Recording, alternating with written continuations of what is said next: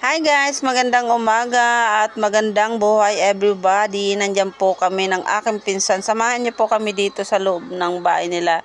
At ang pinsan kong iyan ay nanggaling pa po siya ng Samar. Pumunta lang po siya dito para dalawin ang kanyang mga anak guys. Dito sa Lemery. At bukas nga po ay aalis na siya. Babalik na po siya ng Samar. Kasi doon po napasok ang kanyang bunsong anak. Kaya ngayong araw na ito ay tayo magluluto ng spaghetti at pansit guys. Habang ako nga po ay nagbibideo dyan, nagaget-get pa ako ng mga sangkap parang panlahok sa amin. Lulutuin pansit at spaghetti.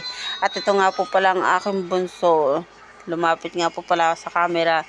At hanggang dito na lang guys ang aking voice over para sa inyo lahat. Paki-like and share naman po ng aking video guys. Magmo